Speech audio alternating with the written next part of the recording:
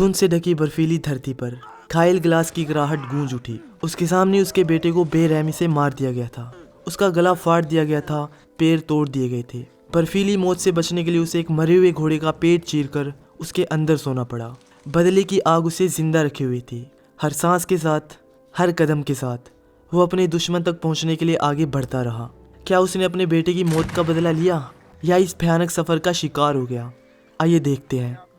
कहानी शुरू होती है एक घने जंगल से। जंगल में 45 लोग मौजूद हैं जो जानवरों का शिकार करके उनकी खालों को बेचने का व्यापार करते हैं। इसी समूह में ग्लास नाम का एक आदमी और उसका बेटा होक भी शामिल है। घटनाक्रम तब मोड़ लेता है जब इन पे अचानक एक आदिवासी कबीला हमला कर देता है। ये हमला इसलिए होता है क्योंकि कबीले के सरदार की बेटी का अपहरण हो चुका है और उन्हें संदेह है कि यही व्यापारी इसके जिम्मेदार है। इस हमले में समूह के कई सदस्य मारे जाते हैं और केवल 10 लोग जिंदा बचते हैं। ये 10 लोग अपनी नाव पे सवार होकर वहां से बच निकलने की कोशिश करते हैं।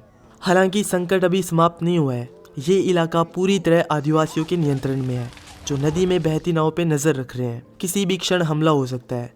भय और असमंजस के माहौल में समूह का प्रमुख ग्लास से सलाह लेता है। ग्लास सुझाव देता है कि उन्हें नाव को छोड़कर भूमि के रास्ते से यात्रा करनी चाहिए, लेकिन उसके विचार से समूह का एक सदस्य सहमत नहीं होता।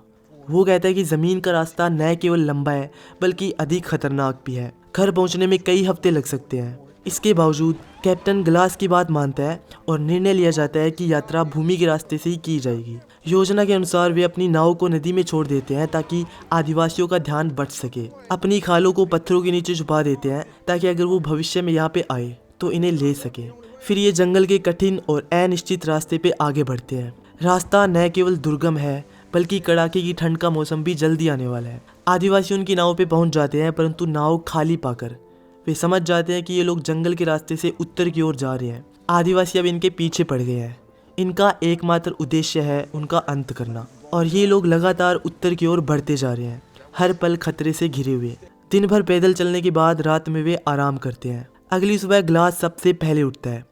अपनी बंदूक संभालकर वो जंगल में टहलने निकल पड़ता है। अचानक उसे अपने आसपास किसी की मौजूदगी का आभास होता है। तभी उसकी नज़र भालू के बच्चों पे पड़ती है। ग्लास कुछ समझ पाता इससे पहले ही भालू उस पर टूट पड़ता है। ग्लास की बंदूक उसके हाथ से छूट जाती है और भालू उसे बुरी तरह से जख्मी कर देता है। लहूलुहान ग्लास ज़मीन पे गिर पड़ा है। भालू कुछ दूर जाके ठहरता है, लेकिन ग्लास हिम्मत जुटाकर अपनी बंदूक तक पहुंचता है। तभी भालू फिर से लौट के हमला करता है। इस बार ग्लास अपनी बंदूक चलाता है, पर वो गोली भालू को रोकने में नाकाम होती है। भालू बहुत शक्तिशाली होता है और अब की बार वो ग्लास को लगभग अधमरा छोड़ देता है। ग्लास के पास सिर्फ एक चाकू बचा है। वो दर्द से कराहता हुआ बड़ी मुश्किल से चाकू निकालता है। भालू भी घायल हो चुका है, लेकिन फिर भी वो ग्लास पे झपटता है। भालू के हर वार पे ग्लास अपनी आखिरी ताकत से चाकू चलाता है। ये दोनों ढलान से नीचे लुढ़कते हुए गिरते हैं और भालू ग्लास के ऊपर गिरता है, लेकिन अब वो मर चुका है। ग्लास भी अपने जीवन की अंतिम सीमा पे पहुंच चुका है। भालू ने उसका गला चीर दिया है और गहरे घावों से उसका शरीर भी छलनी हो चुका है। ग्लास के साथी उसे खोजते हुए वहाँ पे आते हैं। वो भालू को उसके ऊपर से हटाते हैं और उसे बचाने की कोशिश करते हैं, लेकिन ग्लास की हालत बहुत नाजुक है। उसका गला फट चुका है, पैर टूट गया है और चलना तो दूर, उसका बचना भी असंभव लगता है। दूसरी ओर आदिवासियों को इनकी छुपाई हुई जानवरों की खालें मिल जाती है, जिन्हें बेचकर वो बंदूकें और घोड़े हासिल कर लेते हैं और अब इनकी ताकत कई गुना बढ़ गई है। ये पहले से ज़्यादा खतरनाक हो गए हैं। ग्लास के साथी उसके लिए लकड़ी का स्ट्रेचर बनाते हैं। उसे उस पर रखकर वो आगे बढ़ने लगते हैं, लेकिन रास्ता पहाड़ी चढ़ाई का है। ग्लास को साथ ले जाना लगभग नामुमकिन लगता है। कैप्टन स्थिति को देखते हुए ग्लास को गोली मारने का आदेश देता है ताकि उसकी पीड़ा समाप्त हो जाए। तभी ग्लास का बेटा मिन्नतें करने लगता है कि उसके पिता को जिंदा रहने दिया जाए। कैप्टन की मानवता जाग जाती है और वो अपने आदमियों से कहता है कि जो कोई ग्लास के साथ रुकेगा उसे रॉकी माउंटेन कंपनी की तरफ से $70 दिए जाएंगे। ग्लास के बेटे और एक अन्य साथी ने स्वेच्छा से रुकने की पेशकश की। फिर एक और आदमी जिसका नाम फिट्स है, वो $100 पे रुकने के लिए तैयार हो गया। ग्लास का बेटा और उसका दोस्त अपने हिस्से के पैसे भी फिट्स को देने के लिए तैयार हो गए। ऐसे में तीनों ग्लास के साथ रुक जाते हैं, जबकि बाकी सभी आगे बढ़ जाते हैं। ग्लास की हालत बहुत नाजुक है। फिट्स को लगता है कि वो 1-2 दिन से ज़्यादा टिकेगा नहीं, लेकिन ग्लास हर कठिनाइयों को झेलते हुए जिंदा रहता है। एक शाम जब ग्लास अकेला होता है तो फिट्स उसके पास आता है और कड़वे शब्दों में कहता है, तुम मर क्यों नहीं जाते? तुम्हारी वजह से हम सबकी जान खतरे में है। अगर तुम अपनी जान दे दोगे तो अपने बेटे और हमारी जान भी बचा सकोगे। आदिवासी अगर यहाँ पे आ गए तो हम में से कोई नहीं बचेगा। फिर वो कहता है मैं तुम्हारी नाक और मुंह बंद करने वाला हूँ। अगर तुम अपनी आंखें झपकाओगे तो मैं इसे तुम्हारी स्वीकृति समझूंगा। लेकिन ग्लास की आंखें झपकती नहीं है।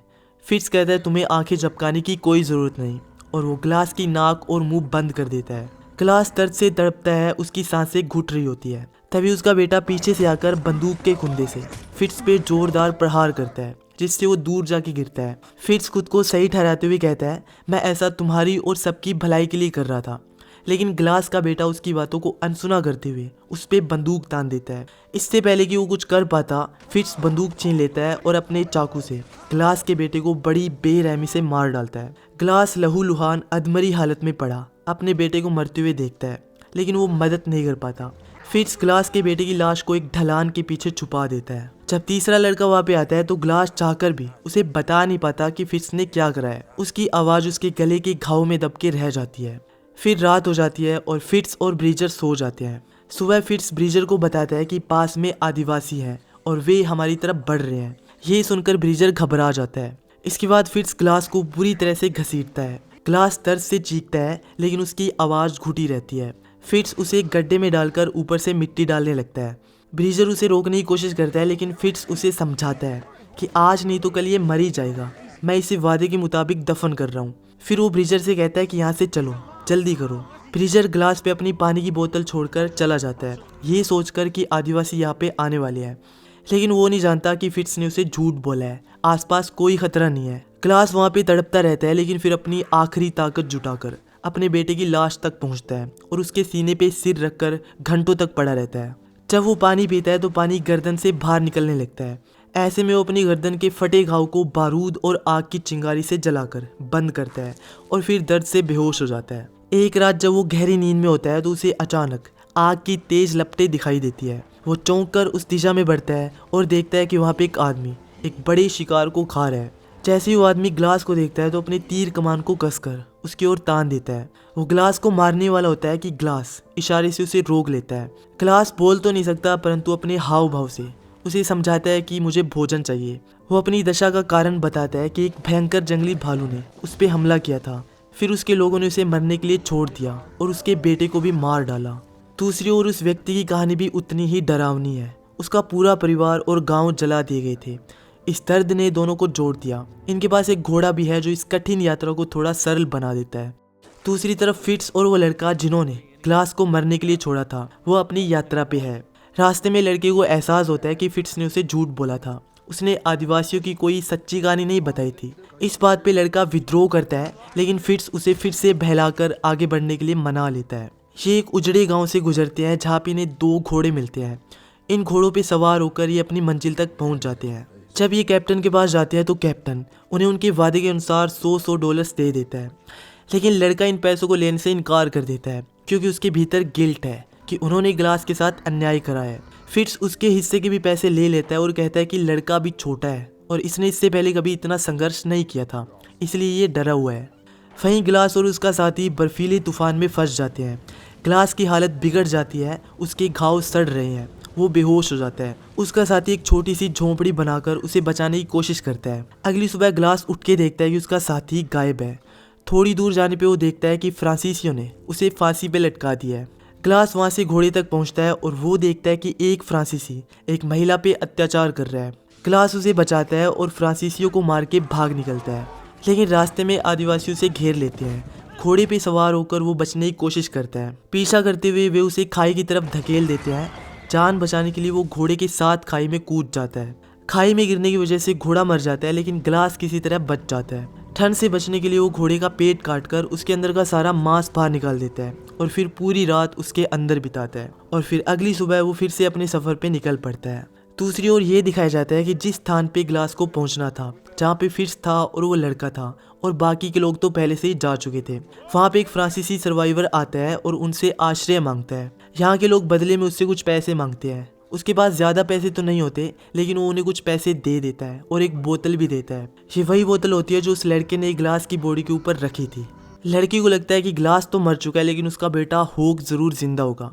इसलिए उस आदमी से पूछता है कि तुम्हें ये बोतल कहाँ मिली।